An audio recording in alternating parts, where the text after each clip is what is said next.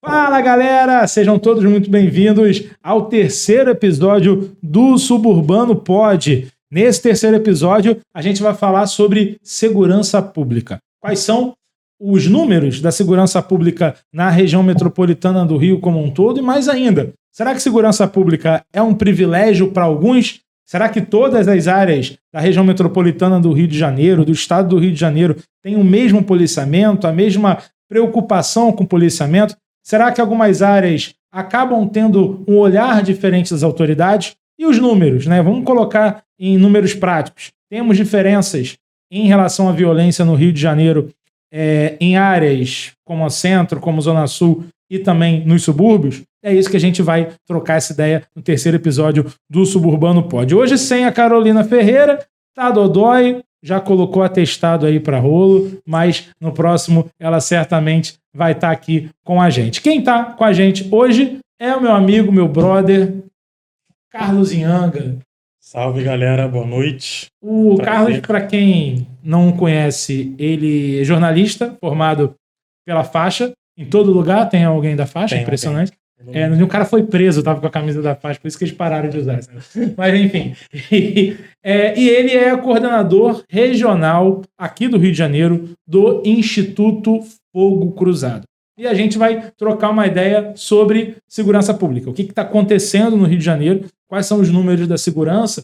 E aí, né, Carlos, para a gente começar, eu queria que você explicasse um pouquinho, antes da gente falar propriamente do roteiro, como é que é o trabalho do Fogo Cruzado, né? O que o Fogo Cruzado faz, por que ele existe, né? E qual a importância dos dados obtidos pelo Fogo Cruzado, até como um contraponto aos dados oficiais, né? Porque eu lembro que na última eleição para governador você tinha ali um certo número, né, do governador que se reelegeu para falar que a segurança estava melhor. O número de homicídios está menor, o número de roubo a transeunte está menor, o número de roubo a carro está menor. Quando, na verdade, a população tinha uma percepção diferente, de que a sensação de segurança piorou, né? Então, como é que trabalha o Fogo Cruzado nesse sentido, cara? E seja bem-vindo novamente aí ao Suburbano Pod. Valeu pelo convite, parceiro de anos aí de faculdade. Guerreiro. Muitas léguas, muito sofrimento. A gente chegou a colar, né? Eu não lembro se a gente chegou a colar. Cara, eu não lembro se foi colado. Eu não lembro. Mas enfim. Vai que tem professor assistindo aí. Mas é justamente a partir desse ponto da falta de dados e falta de transparência sobre os dados que o governo produz que a gente começa. Lá em 2016, ali naquele ciclo de Olimpíadas, Copa, PAN, o Rio era o foco de vinda de turistas e, enfim, circulação de muita gente. E as pessoas sempre tiveram essa percepção de que o Rio de Janeiro é um estado violento. Sim. Tanto o estado quanto a cidade. Sempre havia muitos comentários sobre o Rio de Janeiro é muito violento, o Rio de Janeiro é muito violento. Mas não se tinha informação precisa de que o Rio era violento quanto, o Rio era violento para quem. E aonde, né? Para quem e para onde. Exatamente. Onde o Rio era exatamente violento. Exato. Como essa violência era distribuída. E a partir dessa carência, dessa falta de dados, que a Cecília Oliveira, que é a CEO do Fogo Cruzado, ela tem essa ideia de, tipo assim, cara, as pessoas falam muito sobre violência. E, assim, isso não está retratado no que os números do governo, por exemplo, dizem. E aí ela faz um movimento de começar a fazer um trabalho de formiguinha, de coletar relatos sobre tiroteios para entender a dimensão desses tiroteios e as consequências deles, né? O Rio de Janeiro não tinha um mapeamento de tiroteios. Você tem um mapeamento de mortes violentas, né? Homicídios a cada 100 mil habitantes. Exato, mas especificamente não tem. E o Rio de Janeiro é um estado muito marcado por tiroteios, né? O carioca, ele acorda, ele vai ver a previsão do tempo, trânsito e tiroteio. Basicamente é isso, né? Faz parte muito da rotina. E ela passou a fazer esse trabalho de formiguinha para monitorar. Saber quem tinha presenciado um evento de tiroteio, onde isso tinha ocorrido, quando isso tinha ocorrido. E ela teve a noção de que, cara, se aqui na minha bolha eu estou conseguindo chegar a números absurdos, imagina uma dimensão maior. E aí ela lança o Fogo Cruzado, lança um aplicativo para a gente ter um alcance maior. E desde 2016 a gente faz esse trabalho de ficar monitorando a violência armada e as consequências dela. Sim. Foi mais ou menos nesse período aí. Você falou uma coisa interessante. Uma vez eu estava com uma amiga nossa, a Rosa, naquela pizzaria que tem lá da Faixa. Sim. A gente estava ali comendo e a gente ouviu 3 tiros. E aí, tiro? E a vida continuou, cara. A vida continuou, a gente terminou a pizza, subiu pra aula, Porque o carioca, né, em geral, o fluminense em geral, ele aprendeu a conviver com tiroteio, né? E a gente, às vezes, relativiza isso. A gente cria uma invisibilidade para algo que é muito sério. Não é normal você ter tiroteio. Não sei se esse número é um número que você tem, mas assim, talvez das cidades, das grandes cidades mundiais que não estão em áreas de guerra, né? Talvez o Rio de Janeiro seja aquela que tem o maior número de tiroteios no mundo. Sim, é um chutômetro, mas assim, com um certo embasamento, né? Porque áreas que não estão deflagradas e nos arredores de Kiev, pô, tá em guerra, né, cara? Guerra. E é justamente importante frisar isso, que a gente não está em guerra, né? O Rio de Janeiro não está em guerra, porque há esse discurso por parte de uma classe política, né? De que é uma guerra declarada. Assim, se você está em guerra, você tem um contexto de guerra onde situações são permitidas que não é o que a gente falando. Exato, né? Você tem todo um contexto de uma política de guerra, que não é o que nós estamos inseridos. Mas sim, né? A violência é muito banalizada até. Gira nesse ponto ali do trágico e do cômico, porque a gente aprendeu a conviver com isso, né?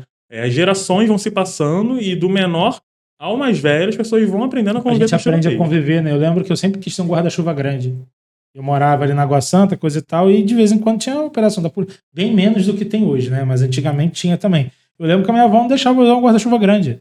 Com medo de que pudesse ser confundido de alguma forma. E isso vai mudando a configuração das cidades e das pessoas que vivem na cidade. Né? Assim, você não pode ter um guarda-chuva grande, você não pode andar com tal roupa, você não pode falar tal palavra. Sim, a gente tava falando no carro, né? Da questão das facções, né? Exato. Eu cresci num lugar que eu não podia falar determinada gíria. Exato. Ouvir determinado funk. Então, você tem muito isso. A violência vai moldando a nossa vida também ali, né? E os números do Fogo Cruzado, o Fogo Cruzado traz alguns dados muito interessantes, dados consolidados de 2023. Foram 2.953 tiroteios. Uma média de 246 tiroteios por mês. Assim, então, não existe dia no Rio de Janeiro sem tiroteio. Exato. Todo dia tem um tiroteio no Rio. Foram 1.846 baleados. Uma média de 153 pessoas baleadas por mês. Foram 999 tiroteios, ou seja, quase 1.000 tiroteios em ações ou operações policiais, 977 baleados em ações ou operações policiais, né? 131 pessoas atingidas por balas perdidas, né? 42 mortas e 89 feridas. E em relação ao perfil, né? A faixa etária, né?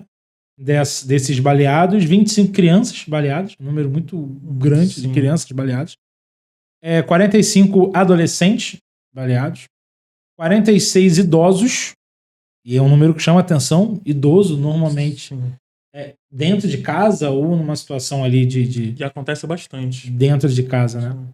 1.703 adultos e 27 sem faixa etária identificada. Ou seja, o número que mais me causa assim, espanto é que a gente vive hoje, isso números do Grande Rio, região metropolitana, contempla a Baixada e Leste Metropolitano. Exato, né? Isso. Leste Metropolitano, para quem não sabe, é o lado de lá da Poça, né? Niterói, Itaboraí, Maricá, enfim. Então, não tem dia no Rio de Janeiro em que a gente não tem um tiroteio. E isso tem muito a ver com as facções criminosas, né? Também. Porque, além dos conflitos com a polícia, você tem uma política no Rio de Janeiro, uma cultura no Rio de Janeiro, né? De um confronto por território, que tem se intensificado nos últimos meses, né? A gente tem visto uma diminuição da milícia desde a morte de um dos seus líderes, e a partir disso você tem muito mais confrontos, principalmente na Zona Oeste, né? Então, esses confrontos, eles estão entre polícia e facções criminosas, mas também entre as facções criminosas, né? Nem todo tiroteio tem a polícia envolvida, né? Não, né? As ações e as operações significam boa parte dos tiroteios que acontecem no Grande Rio, mas essas disputas, essas movimentações das facções e das milícias também representam uma outra boa parte. Isso porque o Rio tem essa configuração e se formou e se consolidou essa configuração de que os grupos armados eles disputam e são donos de alguns territórios. Né? Territórios grandes, como por exemplo a Zona Oeste, que é a maior região do estado. Então você tem esses grupos com a intenção de expandir o seu domínio para determinados bairros até que não tinham sequer configuração de criminalidade. Né? Você viu na expansão da milícia para a Zona Oeste, ali a partir de 2008, O bairro da Praça Seca, por exemplo. Nossa, a Praça Seca, eu frequentava a Praça Seca em 2006, 2007. Era um bairro tido de um bairro de classe média, vamos dizer assim. Né? A Praça Seca era classe média. E a Praça Seca ela vira uma outra coisa a partir do movimento de expansão das milícias. E aí não só a Praça Seca na Zona Oeste, mas aí por tabela você também tem o bairro de Campinho, Cascadura ali, que dá acesso, que faz a divisa, né, entre a Zona Norte e a Zona Oeste, que passa a ser visado também pelos grupos armados como uma forma de expandir. Tipo assim, cara, a gente já tá na Zona Oeste, se a gente quiser chegar na Zona Norte, o caminho é o Campinho. Então, você tem essa visão dos grupos armados de onde a gente quer chegar e como a gente quer chegar, e o poder público que não consegue acompanhar essa dança. Fica perdido ali. Eu vi E por muito tempo, né? E o Tropa de Elite 2 mostra isso, que a galera olhou para a milícia como talvez uma solução. Sim. Eu lembro de um político, em 2008, eleição, ele dando como exemplo o que tinha sido feito em Rio das Pedras. Olha, a gente tem que olhar o que foi feito em Rio das Pedras, porque foi algo que... Né? Então, assim, olharam para hoje que é o problema e enxergaram como uma solução lá atrás. Isso potencializou a milícia, né? Isso. Porque a milícia... Politicamente, diferente do tráfico de drogas, a milícia tem um braço político, que o tráfico nunca ousou ter. Ele teve na Colômbia com o Pablo Escobar. Sim. Aqui a gente passa a ter a milícia com um braço político, né? Isso é um movimento recente, né, no Rio de Janeiro. Uma milícia atuando com uma estrutura de Estado. Porque é isso, os membros da milícia estão na folha de pagamento do Estado. Você tem ali policiais da ativa, ex-policiais, mas ainda que recebem pelo Estado, pensando uma estrutura de criminalidade com informações muito privilegiadas, sejam elas operacionais, sejam elas políticas. Então, é uma possibilidade de crescimento enorme. Sim. Deram a faca e o queijo na mão da milícia e apoio político. Apoio político, principalmente. E você tem também uma outra questão que a mídia, a gente estava discutindo isso em off. A mídia não fala o nome das facções.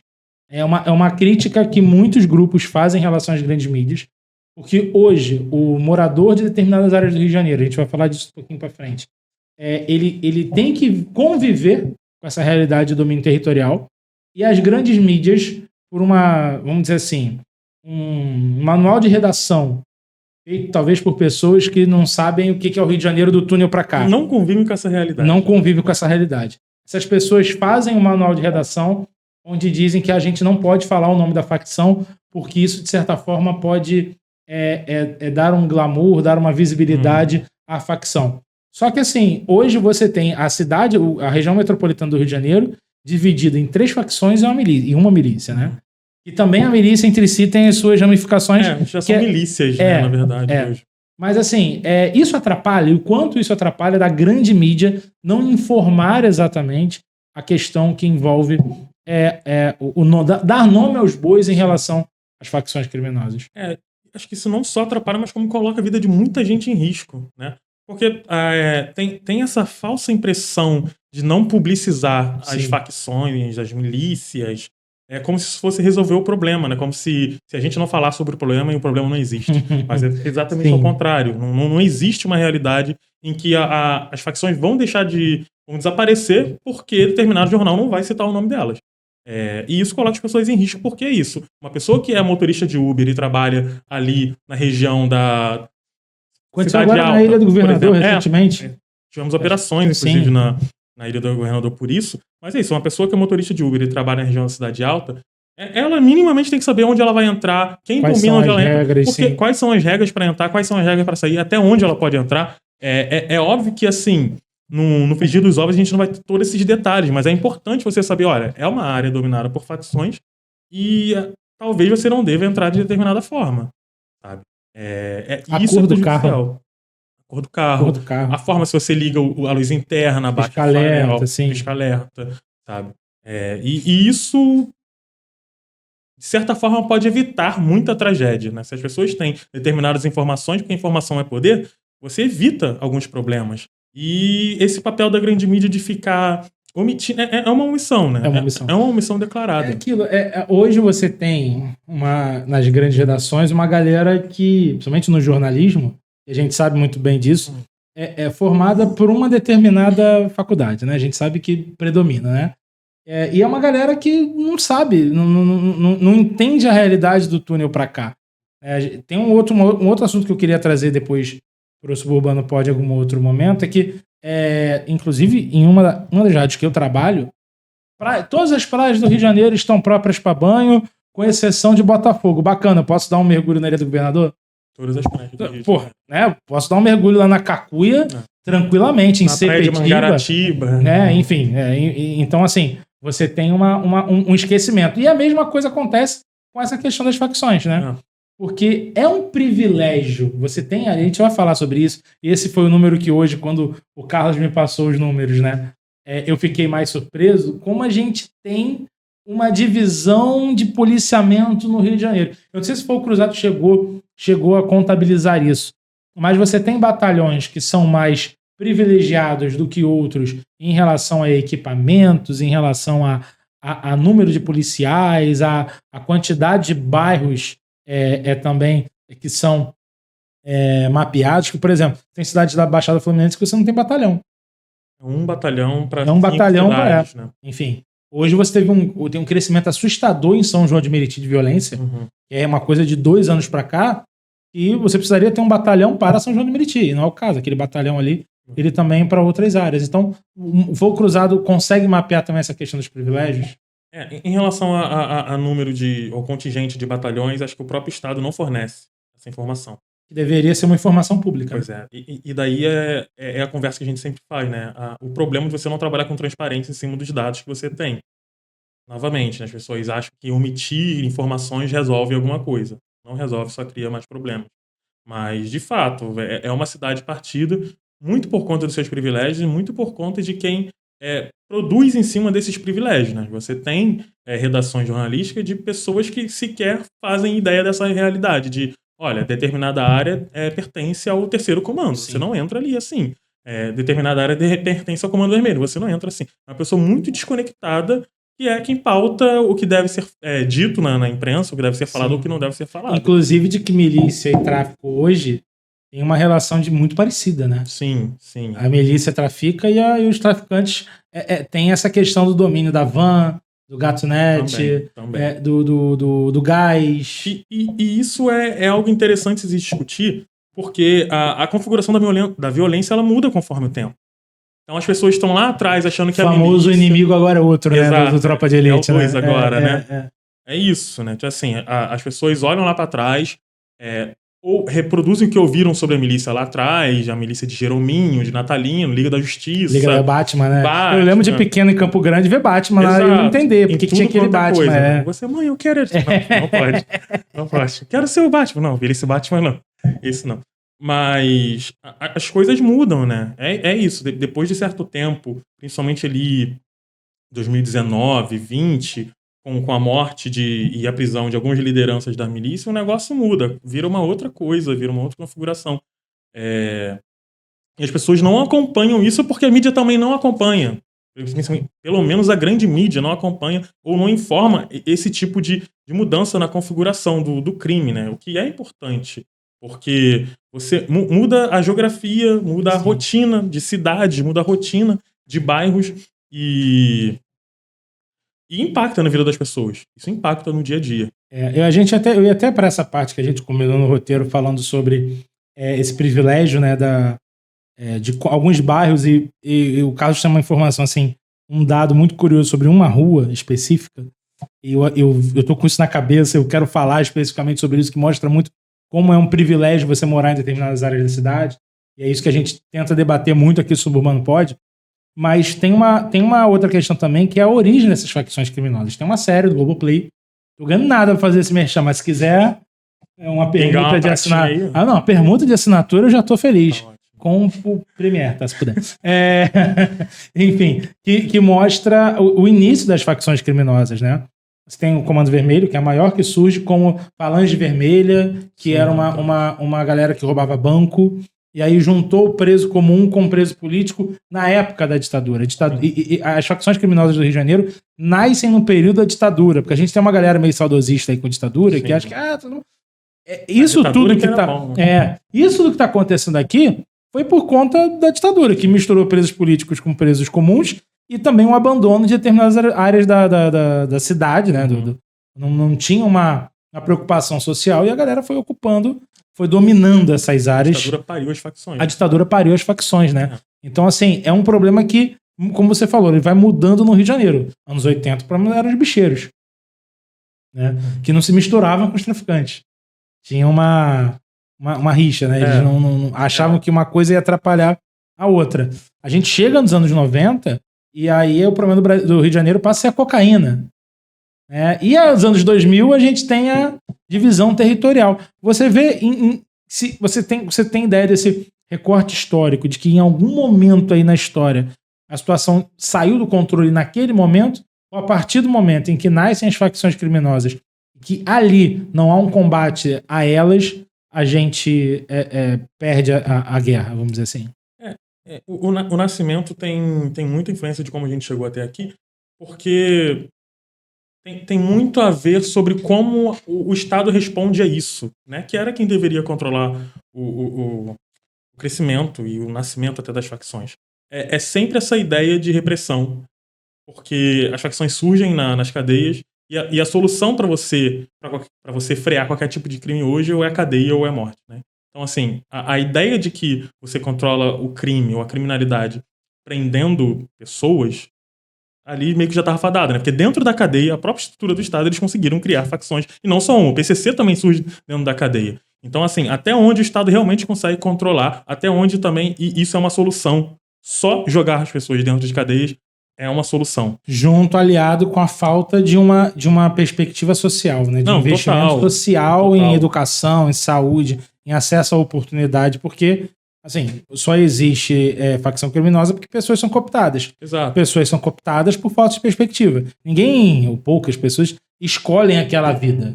A galera vai porque, enfim, tem uma ausência de perspectiva de vida também, né? E se baseando nessa lógica da opressão, né? De que se você matar ou se você prender, vai resolver o problema. E a gente está há pelo menos 30 ou quase 40 anos nessa mesma lógica, a gente chega hoje dessa forma. Sabe? O Estado, as facções mudaram, as milícias mudaram, o bicho mudou e o Estado permanece a mesma forma, operando da mesma forma. Ou é prisão, ou é tiroteio para tirar a morte. Eu digo o seguinte, eu comparo sempre com verão e mosquito. Todo dia, 5 da tarde, quem já teve uma casinha na roça, quem já morou na roça, lá em Cabo Frio é direto. 5 horas da tarde. Tem que fechar, eu lembro da minha avó mandando fechar a casa toda. Por quê? Porque entrava mosquito. Sim. Aí beleza, esqueci a janela aberta. Entrou mosquito pra caramba. Peguei lá meu raid, matei todos os mosquitos. Porra, matei os mosquitos, tô livre. Amanhã, 5 horas da tarde, vai acontecer o quê? Se eu não fechar a janela. Se eu não fechar a janela, os mosquitos vão entrar de novo. O que resolve isso? Eu descobri qual é o foco desses mosquitos, onde tem água parada. Eu acho que é a mesma coisa. Eu acho que posso estar falando, se eu estiver falando uma grande besteira, você fica à vontade para me cortar. Mas assim, eu acho que passa muito por você tirar dinheiro, né? Tirar a forma que essas facções têm de se financiar. Você sufocando essas facções financeiramente, né? Que é o que sustenta, né? O dinheiro é o que faz eles terem esse tanto de arma, o dinheiro é o que faz eles terem esse tanto de munição, movimentar esse tanto de droga. E parece que o dinheiro é a última ponta onde vai ser atacada. Tem que ser a primeira, cara. Exato.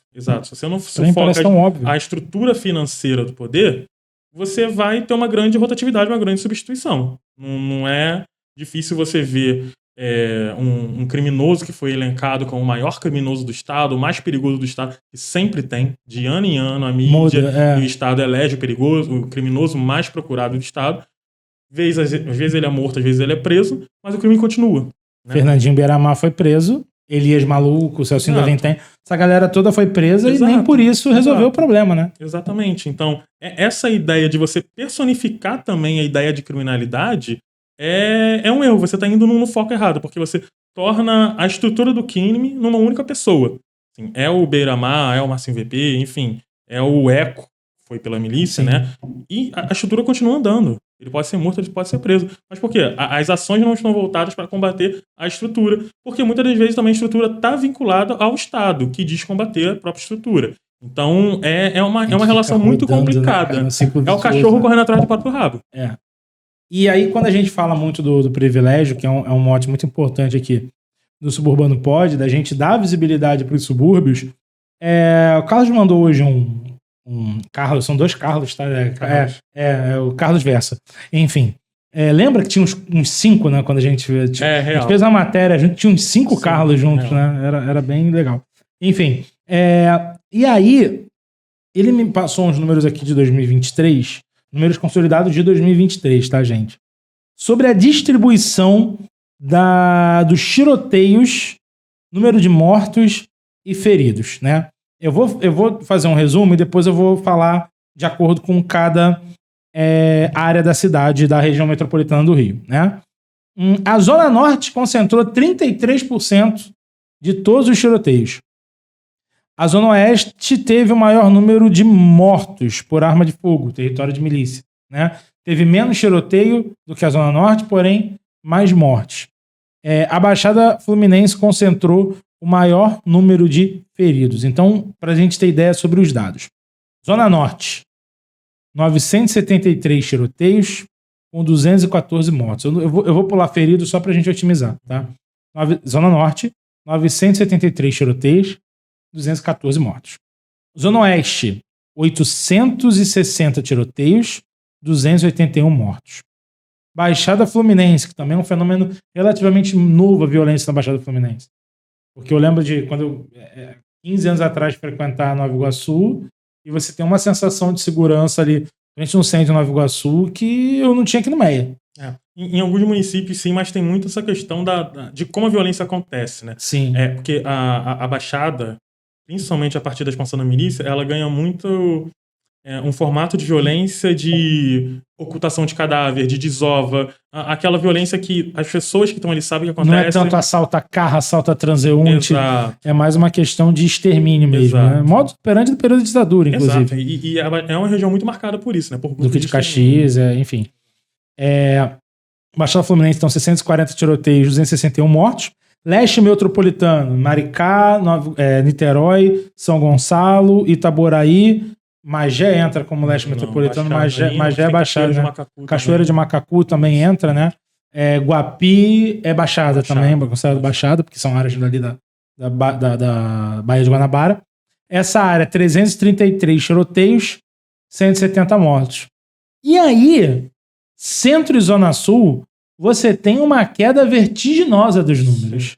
Centro do Rio de Janeiro, que é uma área com algumas favelas, né? Você tem a região do Estácio, que entra como essa parte do centro, né? Providência também. Providência, que foi a primeira favela do Brasil, inclusive. 89 tiroteios, 30 mortos. Zona Sul do Rio de Janeiro, né? 58 tiroteios e 6 mortos. Vamos comparar o número de mortos. Zona Norte, você teve 214. Zona Oeste, 281. Baixada Fluminense, 261. Leste Metropolitano, 170. Zona Sul, 6.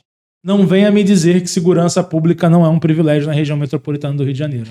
Esses números são um tapa na cara de quem ainda defende que não há um privilégio de se morar em determinadas áreas da cidade. Né? Não, exatamente. E isso mostra também como se pensa segurança pública para cada área da cidade. Porque se a violência ela é um problema generalizado e desenfreado e sem solução, como as pessoas bradam por aí, é interessante você pensar, então, por que na Zona Sul tem solução? E a gente não está aqui falando que a gente quer que a Zona Sul tenha mais tiroteios ou mais mortes. Não é isso. Não é uma perspectiva de, segue o líder, a Zona Sul vai dobrar o número de mortes. Não é sobre isso. É sobre como todo mundo deveria ter acesso ao mesmo privilégio. Exato. Se há essa possibilidade de você ter regiões mais seguras, com menos tiroteios e menos mortes, que os dados mostram que é possível, já que você tem regiões que têm esse privilégio, por que não todas? Sabe? E não vem dizer, porque a Zona Sul você tem grandes favelas. Também. Você tem favela. A Rocinha é absurda a quantidade de pessoas que você tem na Rocinha. E até a configuração das favelas é diferente, né? Uma vez eu estava em Curitiba a trabalho, e aí tinha um grupo de curitibanos, que apesar de serem curitibanos, eram simpáticos. Apesar disso. Enfim. E aí, aí eu conversando com o pessoal, eu queria conhecer o Rio de Janeiro. O que você recomenda no Rio de Janeiro? Pão de Açúcar, ou na praia tal. Aí uma pessoa falou, eu quero ir na favela. Eu, cara, pra que você quer ir na favela? Não, quero ir na favela, coisa e tal. E aí me falaram de um bar, ela mostrou lá um bar que eu não conhecia, depois eu fui correr atrás desse bar, no Vidigal, em que era um bar, assim, frequentado pela galera da Zona Sul. Então até o morar na favela é muito diferente. Sim. Você morar no Chapadão do que você morar no Vidigal. Exatamente. São favelas que têm um olhar da iniciativa privada, que tem muitos projetos no Vidigal, e o olhar também do poder público, né? Sim. De obras de infraestrutura que você tem nas favelas da Zona Sul, Vidigal, Rocinha, Chapéu Mangueira, Pavãozinho, né? Enfim, Morro Azul, né? Santa Marta, né? Primeiro o PP foi de Santa Marta. E a UPP de Santa Marta talvez tenha sido a UPP que melhor funcionou, porque ela não foi aquela fábrica de UPP do Cabral. Ela foi uma coisa pensada, introduzida, salvo engano, no governo Garotinho ainda. Acho que é a época de UPP social. Enfim. Então, assim, há um privilégio nesse sentido da violência na Zona Sul, né? Que é muito menor do que em outras áreas da cidade, né? E é sintomático como a gente tem uma segurança pública pensada só para uma parte da cidade. Né? E aí é uma parte da cidade que comporta pessoas de classe média, ricas, pessoas brancas. Então tem um direcionamento de classe, tem um direcionamento de raça, que é um marcador muito forte para qualquer coisa ou para qualquer debate que se faça no Brasil. Mas como o direito à segurança e o direito à vida também está ligado à segurança, à segurança, o direito à cidade, o direito a circular. Porque você tem um tiroteio, você tem um determinado episódio de violência em alguns lugares, que isso muda. Né? Se você tem tiroteio numa rua todo dia, o bar da rua, o comércio da rua vai ser impactado. Economicamente, você tem a violência, gera um problema econômico para a cidade, para as pessoas. Né? Econômico também. E determinadas áreas da cidade, né, como a Zona Sul, tem esse privilégio de não sofrerem tanto com esse impacto. Então, por que só a Zona Sul consegue isso? Por que não é possível a gente ter esse modelo em que a segurança é pensada para as pessoas? Já foi abordado em blitz na Zona Sul e em outros lugares da cidade? Não. Eu tive essa experiência, é completamente diferente. Eu entendo também a situação do policial em outras cidades. Não na Zona Sul, em outras áreas da cidade. Em outras áreas da cidade, o cara tá ali, né, atento o tempo todo. Eu fui parado uma blitz uma vez na Lagoa, na Borges de Medeiros, quase subindo o túnel, o Rebouças. Cara, eu com uma gentileza, eu só poderia sair do carro. E eu fui parado. E eu lembro que foi com o mesmo carro, foi num período muito curto. E eu fui parado numa blitz em Costa Barros, ali saindo, quase a Cari, né? Saindo da Pavuna, dava aula na Pavuna, indo pro Mer, passava ali pela Martin Luther King, próximo ao Chapadão. E tinha uma blitz à noite com o carro apagado. Da polícia, não vi. O cara no meio da rua com um fuzil na cara. Aí abaixou o vidro, olhou, coisa e tal, e assim, deu nem boa noite, nem falou, desculpa. Não, vida que segue. Veja bem, eu entendo que são momentos, assim, a vida do policial também é muito importante nesse sentido, mas assim, são formas de você lidar diferente, como o caso do cara que foi esfaqueado na Lagoa. Muito triste, o cara morreu, a gente não quer que ninguém morra, toda a vida importa, mas a forma como a mídia tratou um cara que morreu esfaqueado na Zona Sul, na Lagoa, correndo na Lagoa. E teve uma fala do governador Luiz Fernando Pezão na época de que é um absurdo que isso aconteça na Lagoa, mas você não tem uma fala dele pra galera que morreu na favela do Antares, em Santa Cruz. Né, da galera que de repente levou um tiro na Vila Kennedy. A forma como a mídia e as pessoas tratam também um evento que acontece na Zona Sul também tem um impacto muito grande, porque a pressão política sobre esses caras também é muito grande. O que acontece todo ano em época de assaltos na Zona Sul, furto na Zona Sul, no período do verão. Assim, como assim isso está acontecendo? Como assim o poder público não vai se mover para frear isso? E você tem notas, você tem posicionamentos, você tem o poder público se mexendo para não, precisamos dar uma solução, porque isso não pode acontecer na Zona Sul, que é o nosso cartão postal. Mas assim, um arrastão na Luther King 3 horas da manhã mais um dia, não é nada. Eu chamo isso de segunda-feira, né? Uma segunda-feira qualquer. E isso é sintomático, né, de como algumas pessoas têm direito e têm acesso à segurança e o direito à vida e outras não. E como as pessoas também são tratadas, principalmente dessas áreas. Né? Você deu esse exemplo de uma vida no Leblon, comove o governador a ponto de ele falar que não pode acontecer no Leblon. No Antares, na Vila Kennedy, no Chapadão. A gente banaliza. Exato, porque também são pessoas que são entendidas ali como o efeito colateral da violência. Para eles é só, não dá para fazer omelete sem quebrar ovos, como o antigo secretário de Segurança Pública, o Beltrame, já falou. Não dá para fazer omelete sem quebrar ovos. Quem são esses ovos quebrados? Né? E que parte da sociedade elogia muito o trabalho do Beltrame nesse sentido, né? E aí, assim, até as ações. Eu duvido que você vai ter uma ação do BOPE, uma ação do CORE, se precisar, no Vidigal, no Chapéu Mangueira, no Morro dos Tabajaras. Eu duvido que você vai ter uma ação com a mesma letalidade do que no Jacarezinho. Do que no Alemão. Você não vai ter, até porque lá dentro pode estar circulando filho de gente importante. Porque quando a gente fala de financiamento do tráfico, se você dá uma volta em Botafogo, não precisa muito longe não, foi eleito o bairro mais cool, uma rua lá, a rua mais cool do Brasil. Entendi isso. Enfim, se você for dar uma voltinha lá em Botafogo, tu vai ver uma galera usando droga assim, sem ser incomodada pela polícia. Isso é quem pode usar droga, né? Como eu já vi uns meninos na praia que não tinham cara de pessoas ali acostumadas ali naquele ambiente, que foram parados porque estavam com garrafa de vodka. Aonde eu sei, eu posso beber vodka na praia, não recomendo. Porque, né, enfim, vodka na praia, crianças, não é uma boa ideia. Mas não façam isso, não é uma boa ideia. Mas assim, por que a galera com uma garrafa de vodka foi parada e o Enzo e a Valentina lá estavam fumando no Botafogo? Porque é quem financia aquilo lá também, né? Exato. E é importante frisar essa diferença, né, do porquê você pode, porquê determinada pessoa pode, porquê não pode, sabe? Porque isso também está muito sobre para onde vai o problema. E aí, esse exemplo que você deu... Praia, eu fiquei horrorizado. Eu fui na praia esses dias e um vendedor me ofereceu um beck. Vendedor. Faz parte da... Tinha um tempo quando eu ia na praia na Zona Sul. Vai um beck aí? Não. Eu queria um mate. não tem. Mate não. Mate não. Assim, tipo, é aquilo que você falou.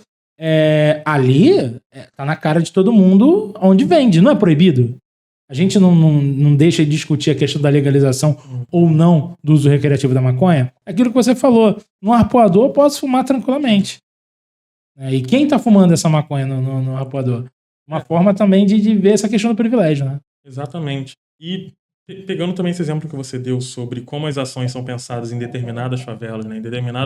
Em favelas da Zona Sul, a gente não pode ser letal, tem que ser objetivo, tem que ser estratégico, não podemos causar tanto. E quando a polícia quer não ser letal, quer ser estratégica, ela consegue ser.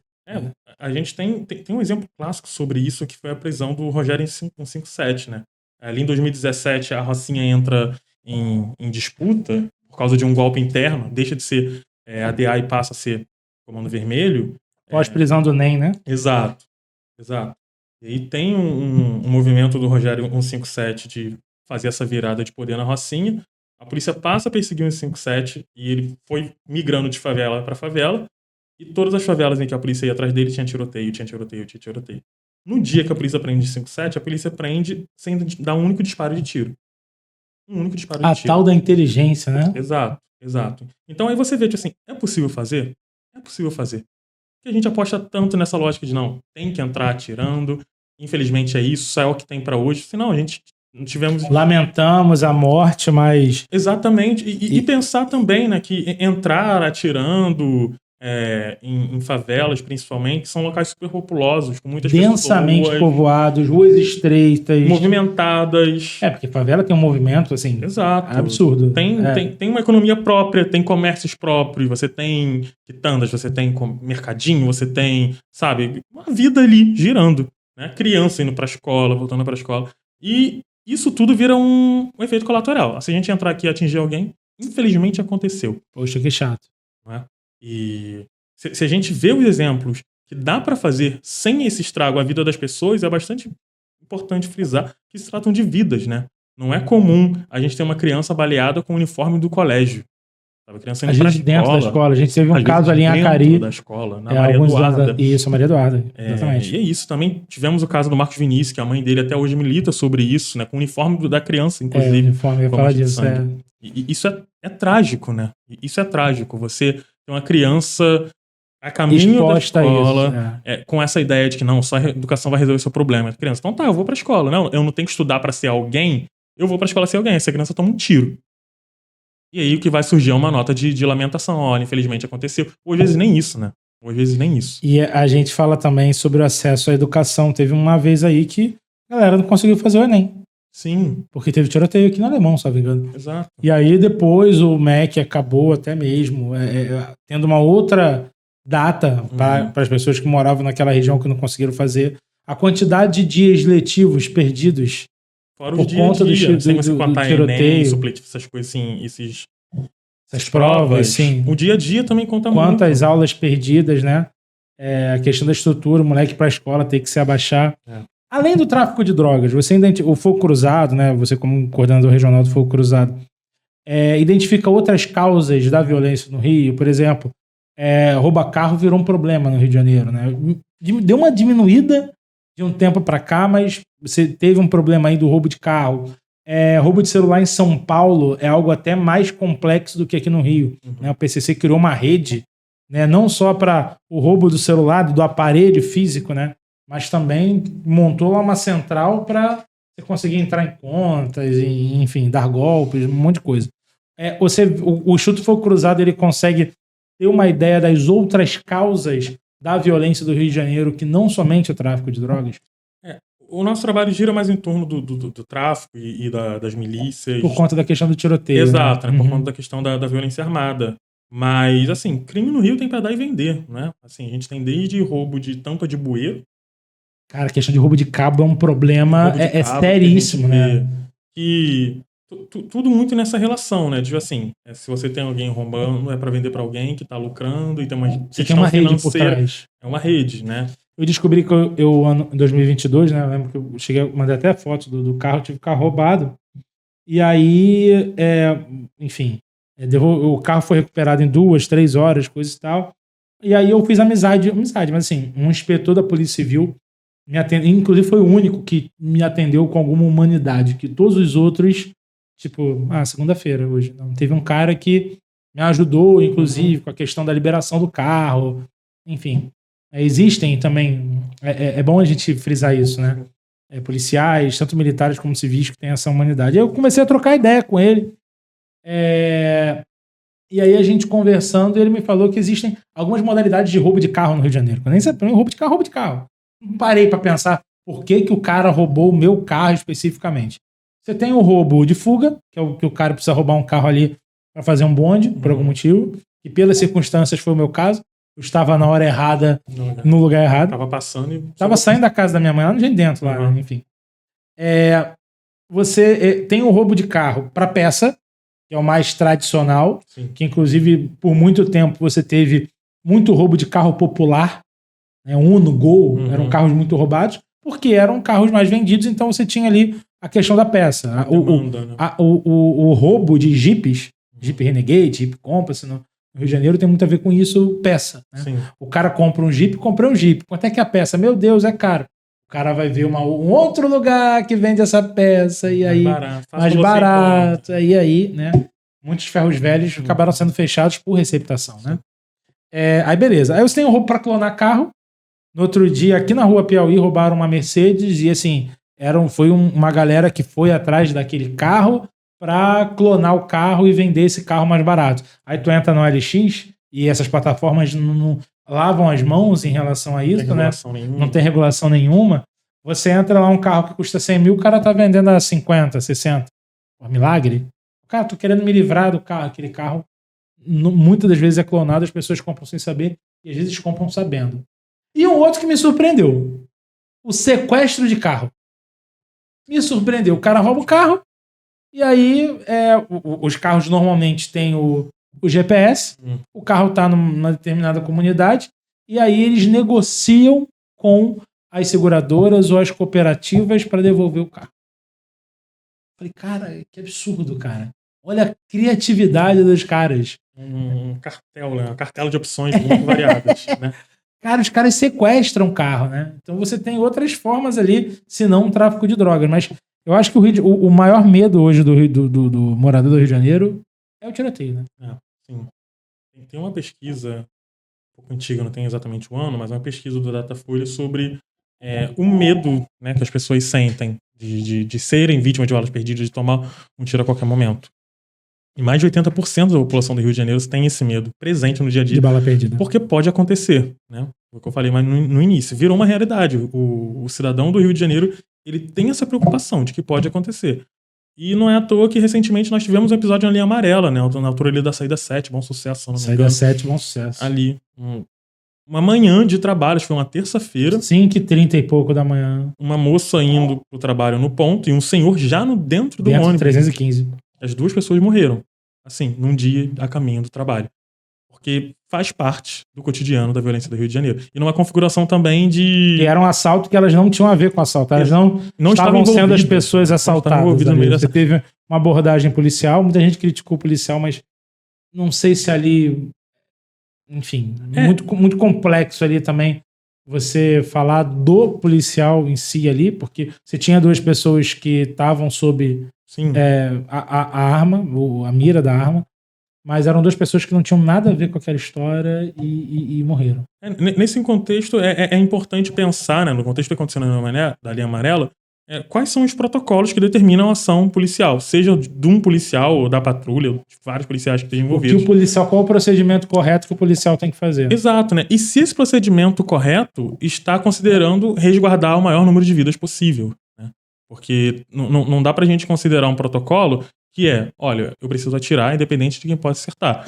Num momento de movimento da linha amarela, 5h30 da manhã, são várias pessoas transitando na linha amarela de carro, de ônibus, de moto, nos dois sentidos. Então, se for pra gente olhar a questão do protocolo, que seja um protocolo que assegure a proteção das vidas que estão ali naquele entorno, não só das que estão envolvidas, mas das que estão ali naquele entorno. É de se pensar sobre, eu quero evitar um assalto, mas eu vou evitar esse assalto colocando a vida de mais quem em risco, né? Porque no final das contas a moto foi recuperada e o casal não foi assaltado. Mas 2 pessoas morreram. 2 pessoas morreram, né? 2 pessoas que não voltaram para suas famílias. Quando eu fui assaltado, uma das coisas que eu mais... Assim, fui assaltado... Isso durou 2 minutos, foi muito. Foi uma coisa muito rápida, né? Eu fui a primeira vez que fui assaltado no Rio de Janeiro com 31 anos. Eu fui assaltado primeiro em Montevidéu do que no Rio de Janeiro. Foi o único, conseguiu zerar a vida, né? Eu fui assaltado primeiro lá do que aqui.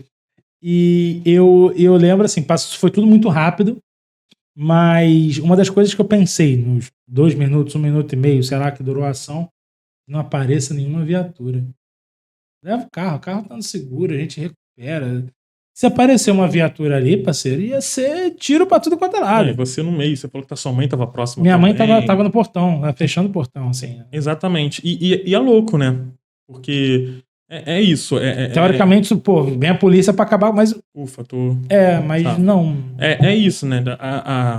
A polícia acaba sendo parte do motor da violência do Rio de Janeiro. Tá ali pra resolver, tá ali pra proteger, tá ali pra servir, como diz o Leandro. Da militar, pelo menos. Proteger. Mas ela também entra nesse balaio de violência, né? A aparição de uma viatura em determinada ocasião pode mais assustar a pessoa que está ali sendo refém de um assalto, porque isso vai gerar um confronto, vai gerar um tiroteio. E, pelo que a gente tem visto, as ações são norteadas por isso. Assim, a gente vai chegar e vai ter um tiroteio, né? Assim, a gente não tem visto todo o caminho que não esse. E foi o que eu falei. Precisa considerar que um tiroteio não é um episódio isolado. Não dá pra você achar que o tiroteio vai ser só entre você e a outra pessoa que tá atirando contra você. Você tem que considerar o espaço que tá ali ocorrendo naquele tiroteio. Eu vi uma ação também em Caxias de um roubo de carro, ali na 25 de agosto, que é extremamente movimentado. Você morou por ali, né? Morei. E o cara, assim, era um cara da Civil, ele viu o assalto e saiu largando o dedo. E foi uma correria desgraçada ali do 25 de agosto, é muito movimentado. Eu acho que você falou uma coisa certa. Quais são os procedimentos? Essa polícia é bem treinada? Essa polícia é bem equipada? Tem um vídeo que circula num tiroteio, o fuzil do policial travou. O desespero do cara. Isso aí. Então, assim, a forma como também é o olhar da polícia. Né? É uma polícia só de confronto? É uma polícia que consegue fazer operações táticas? É uma polícia treinada para a guerra, estimulada à guerra? Sim. Eu acho que falta isso também, né? Nesse pensamento sobre segurança pública como um todo. Né? Sim, e os próprios policiais também estão muito em risco nessa linha de frente, né? Porque Se você pensa na estrutura da segurança pública, você tem instâncias de secretários, o próprio governador, enfim, você tem um Estado que é quem pensa a lógica estratégica da segurança, e ali tem seus representantes, né, chefes de batalhão, tudo mais, coronéis, enfim, tem toda uma estrutura de cima para baixo, que na ponta você tem os policiais que estão ali na rua, operando sobre a lógica que olha, a solução é tiro. Mas assim... parte da população compra essa ideia, né? Sim, compra essa ideia, vendo que não deu resultado nenhum. Tem pelo menos que 3 tem que descer tiro mesmo, enfim, helicóptero atirando a esmo para baixo, é isso que vai resolver, enfim. E assim, a gente tem visto isso há 3 décadas. Você tem relatos de mega operações no Complexo do Alemão, por exemplo, 94, 95. Você tem a chacina de Nova Brasília, que gerou uma condenação internacional para o Estado brasileiro, né? Foram 14 pessoas mortas, se eu não me engano, nessas operações. Foram 2 operações, 94 e 95, com mais de 10 mortos as duas. E geraram diversas violações de direitos, invasões a casas, tem relatos de estupros, execuções, enfim. 94 e 95 nós tínhamos já essa lógica de que a polícia precisa subir os morros. Cara, era o governador, 94, se eu não me engano. Eu vou ver aqui quem era, mas vai falando. Já tinha essa lógica de que a polícia precisa subir o morro atirando e matando gente para resolver. E assim, de lá para cá nós tivemos outras tantas chacinas, seja em Nova Brasília ou no Complexo do Alemão como um todo, e a facção criminosa que estava em 94 continua dominando até hoje. Sabe? E isso é dado, né? O Jacarezinho, idem. Nós tivemos ali a chacina do Jacarezinho. Marcelo Alencar eleito em 94, né? Ali no ano que ele ganhou. Mas 95 também teve outra aí. Foi 94, 95, exato. Você teve Jacarezinho também, com 28 mortos, e a facção criminosa que dominava o Jacarezinho naquela época continua dominando até hoje. Então, até onde isso é a solução? Até onde não é só enxugar gelo? E justamente nessa lógica, né, de pensar, vale a pena colocar esse tanto de gente, esse tanto de contingente na rua para continuar reproduzindo isso dessa forma? Sim. Isso tem nos levado aonde exatamente? E não tem dado resultado, né? Não tem. Eu tô até vendo aqui quem era o governador, né? Em 94. Você teve, enfim, o Brizola até 2 de abril. Depois o Brizola ele renuncia para concorrer à presidência. Tem Nilo Batista como presidente, como governador, perdão. E depois o Marcelo Alencar. Muita gente culpa o Brizola. Existe uma galera aí que culpa o Brizola.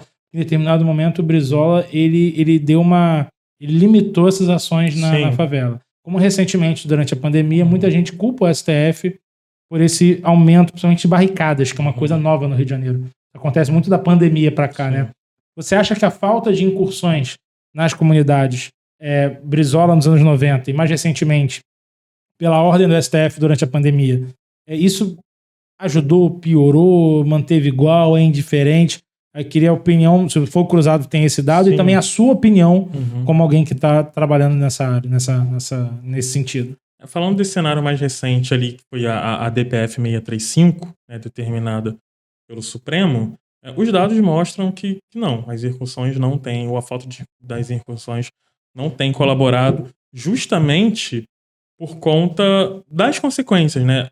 E isso virou um jogo de gato e rato. A polícia entra, provoca um tiroteio, prende, apreende, mata. No dia seguinte está tudo funcionando normalmente, né? Exatamente. Nas comunidades que diz respeito às facções. Exatamente. E os nossos dados da época, né, o Fogo Cruzado de 2020 já estava operando no Rio, os nossos dados da época mostraram que num período em que a determinação foi de fato cumprida, que pelo menos nos meses iniciais da determinação havia realmente um cumprimento por parte das autoridades, tivemos uma queda significativa de mortes, de tiroteios nas favelas e no Rio de Janeiro, no Grande Rio como um todo. Muito por conta desse fator, né, de que hoje as ações policiais fazem parte do motor da violência, que é o que temos hoje no Rio de Janeiro. Né? Hoje, essa lógica do o tiro resolve leva, por exemplo, uma pessoa que, sei lá, não viu uma blitz policial, correu o risco de tomar um tiro. Assim, se você passou por uma blitz, seja por engano, ou seja, sei lá, tá com problema na carteira, você deve tomar um tiro. A sua vida... Tá. E muita gente acha isso normal, como aconteceu, por exemplo, com aquele menino ali na Mangueira, né? Na Mangueira Maracanã, uns 2 anos aí, que o policial que estava há pouco tempo na corporação, não podia estar com um fuzil, deu um tiro porque a galera tava com problema na carteira lá, tinha bebido, sei lá. Não justifica, cara. Não justifica. Dar o tiro no cara, eu acho que tem outras coisas que você pode fazer, né? Exatamente, porque é isso, a lógica é essa. O tiro vai resolver. A gente tá há anos, a gente tá há décadas vendo que não resolve. Mas voltando para a questão da diminuição ali dos dados na pandemia, numa fase inicial, os números realmente caíram porque havia um cumprimento da determinação da STF. As polícias realmente deixaram de fazer operações a esmo, operações não planejadas e não justificáveis, porque, veja bem, tem uma fake news que rola em torno dessa decisão da STF, de que o STF proibiu as operações policiais. Não proibiu. Proibiu as operações sem justificativa. Sem planejamento e sem aviso prévio às autoridades. Ministério Público, que, por ordem constitucional, é quem faz o controle externo da atividade policial. O Ministério Público existe para isso, para monitorar a ação das polícias, para monitorar o comportamento das polícias. A galera na polícia dizia que esse aviso poderia causar o vazamento da informação. A gente tem um problema muito maior, né? Pois é. Se essa é a justificativa oficial, a gente tem um problema muito grande, né? Sim, e é um problema estrutural. Né? E até onde também, né, as instâncias de poder que deveriam ser comunicadas devem ficar de fora disso, porque é um aparato do Estado que está na rua, é o dinheiro do Estado que está na rua. O Estado não deve ter uma prestação de contas sobre isso, porque é uma prestação de contas, né? Você sabe, olha, a gente tem essa incursão com esse objetivo e mostra também a falta de sinergia sobre as instâncias do Estado, né? Assim, você tem um Ministério Público que muitas vezes é quem vai fazer a denúncia para a polícia fazer a operação para prender determinado traficante. Então, como assim a polícia e o Ministério Público não conversam para determinadas ações? Como o trabalho de um atrapalha o trabalho de outro.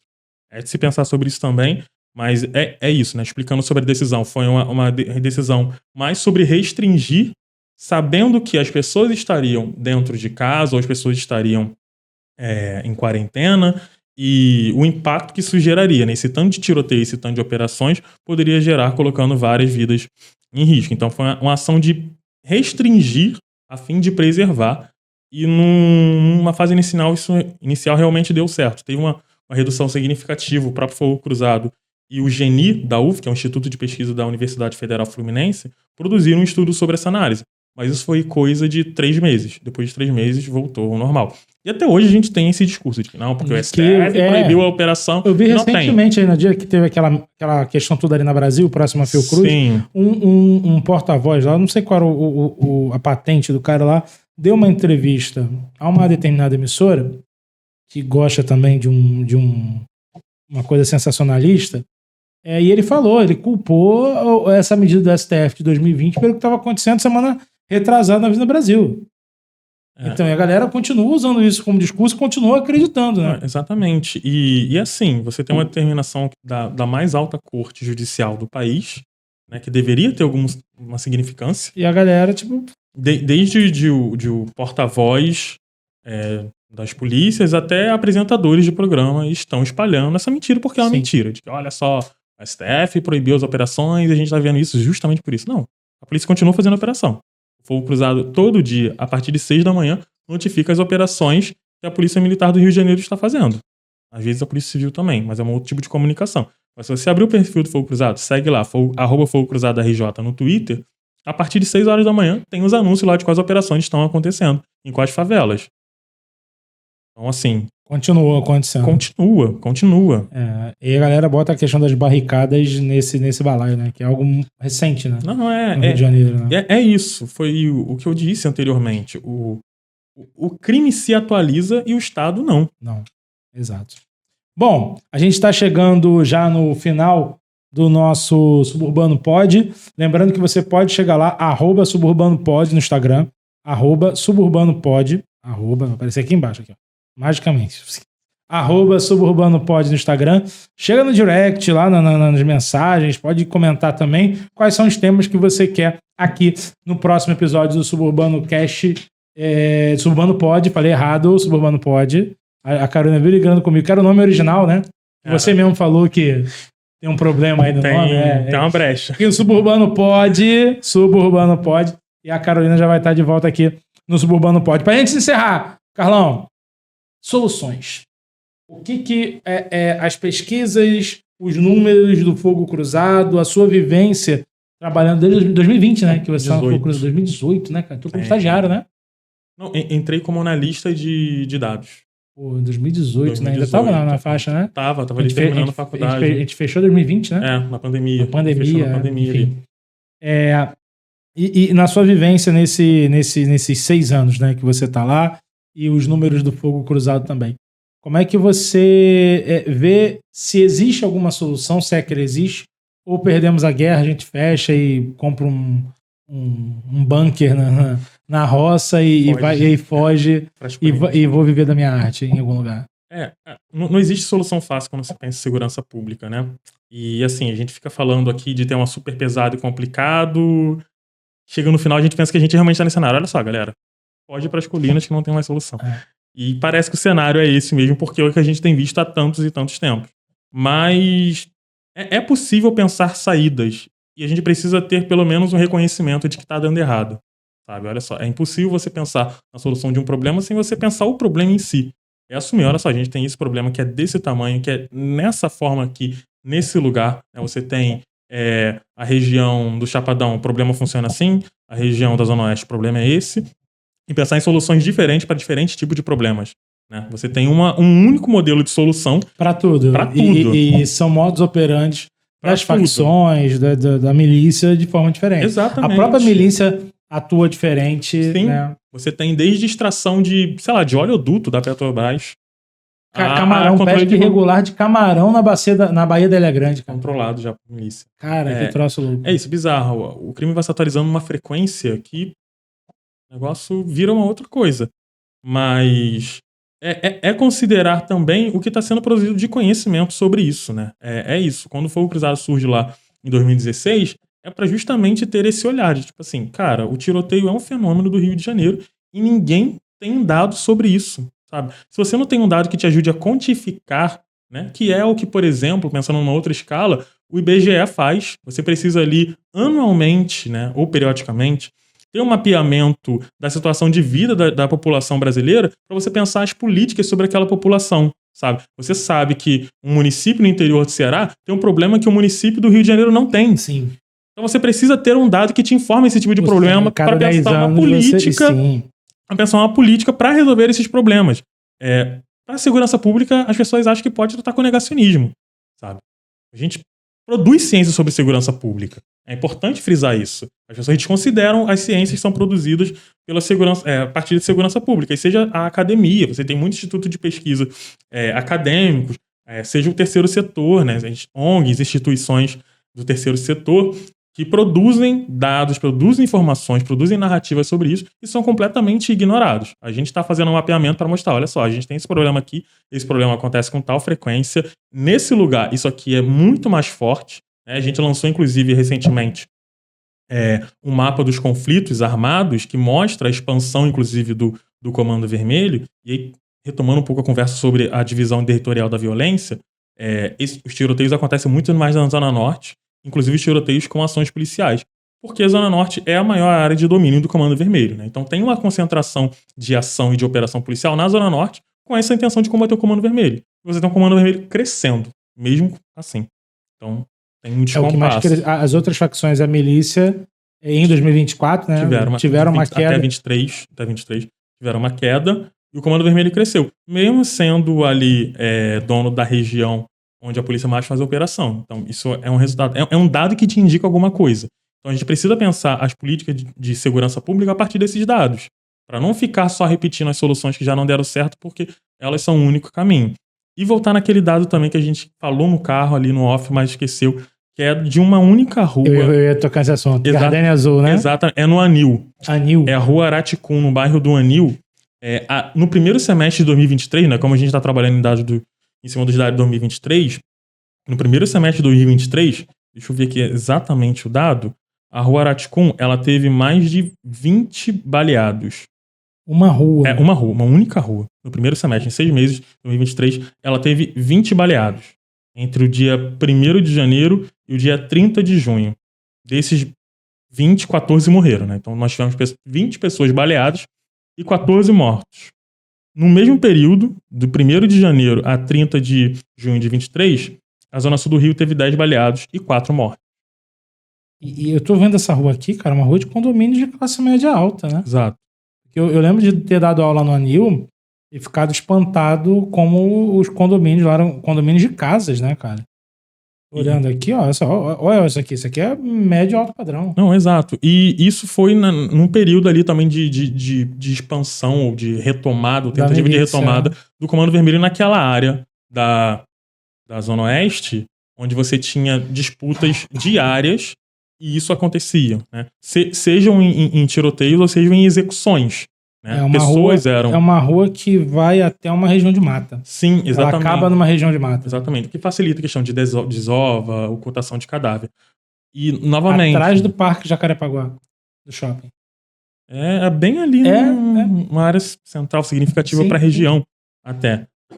E é uma discussão que é importante de ser feita, cara, do tipo... Cara, por que é aceitável que uma única rua na região da Zona Oeste do Rio, que não é tão privilegiada quanto a Zona Sul, tem esse tanto de gente baleada, esse tanto de mortes, sem nenhum movimento do poder público? Sabe, é impensável você ter 20 baleadas na Nossa Senhora de Copacabana. Nossa. É impensável. Sabe, isso é impensável. Tanto que quando a gente teve aquele surto de violência em Copacabana, você teve uma resposta logo... O que aconteceu no show da Loki, nos eventos seguintes, nunca mais teve. Exato. Né? Aí você tem um planejamento para pensar, uma estrutura... Prender o cara por reconhecimento facial. Exato. Tipo assim, você tem todo um movimento para, olha só, a gente não pode deixar o problema acontecer. Então vamos nos antecipar. Enquanto em determinadas áreas, não. O problema pode acontecer. Se acontecer, não vai ter nem pode. A investigação. Colateral. Exato. É efeito colateral. E se a gente for falar sobre investigação, o Rio de Janeiro é o estado que menos elucida homicídios no Brasil. Né? É ínfimo. E aí, se a gente também, não só a investigação da polícia, mas do Ministério Público, tanto de casos que o Ministério Público arquiva também e não resolve, é assim, surreal. Mas pensando nessa questão da solução, é levar em consideração essas informações para produzir política, né? E política de segurança. Você não pode ignorar que a segurança pública é uma área de debate, de conhecimento também. Você não pode só pensar em dados e ciência para a saúde, para a economia, para a educação, que você considera, né? Assim, olha, determinado bairro tem população X. De idosos, jovens. Exato. Qual é o contingente necessário de professores, de escolas e tudo mais? Você, em diversas áreas você tem... é levado em consideração, normalmente, pelo menos, você tem o debate. Você tem um debate sobre o que é preciso para a educação a partir de dados, você tem um debate sobre o que é preciso para a saúde a partir de dados, para a segurança pública isso não existe. É uma relação ali muito, muito vertical, né, de quem manda tá de cima para baixo, e vamos ignorar todo o resto. Acho que o primeiro passo para a gente começar a ter um cenário diferente de soluções é isso. É reconhecer o que se é produzido cientificamente sobre segurança pública para a gente pensar os caminhos, né? É dar um passo atrás para dar outros passos para frente. E sim, é possível. A gente tem visto que é possível. Tem regiões que mostram que isso é possível. Na Colômbia, a gente teve uma redução muito importante em algumas cidades de violência. Medellín, Bogotá. Você tem experiências assim, era muito... Anos 80 era muito pior, né, na Colômbia. E é bom olhar para os países vizinhos que são semelhantes em termos de dinâmica de violência, né? Cartéis de drogas, que são como facções e tudo mais. E você teve ali uma política ali que funcionou na Colômbia, mas tanto Bogotá como Medellín você teve uma preocupação muito no contexto social, de você melhorar a infraestrutura, tanto que os indicadores socioeconômicos, né, o IDH da Colômbia como um todo, vem crescendo nos últimos anos, muito por conta disso, né? Enfim, e algumas cidades dos Estados Unidos você tem as mesmas características, engraçado, né? Sabe aquela lista das 50, está terminando já, estamos estouradaço no tempo, mas você vê aquela pesquisa dos 50 cidades mais perigosas do mundo, que o Rio de Janeiro ficou em 7º. Então ali, melhor que o Vasco. Quase pegando a Libertadores. Quase pegando uma pré-LDG, um G6, a gente belisca. Enfim, mas tem várias cidades dos Estados Unidos com o mesmo problema. Então, a gente pensa muito que às vezes o problema é só aqui, mas é um problema também muito global. As redes de tráfico de drogas, elas são globais hoje. Sim, né? Porque a globalização está nisso também. Também, né? Porque crime é financiado pelo dinheiro, né? Então, onde tem dinheiro, tem crime. Tem crime. Gente, esse foi o 3º episódio do Suburbano Pod. A gente tá tentando manter aí toda semana. Vai ter semana que vai ter semana que não vai ter. Fica ligado nas nossas redes sociais. No próximo episódio, a Carol tá de volta e segue a gente lá, @suburbanopod, @suburbanopod, POD, como tá aqui, né? E aí você pode mandar a sua sugestão de pauta, o que você quer que a gente fale aqui sobre os subúrbios. Carlão, tamo junto, hein? Prazerzaço. Valeu pelo espaço. Tamo junto. Valeu, galera. Tchau, tchau. Valeu. Valeu.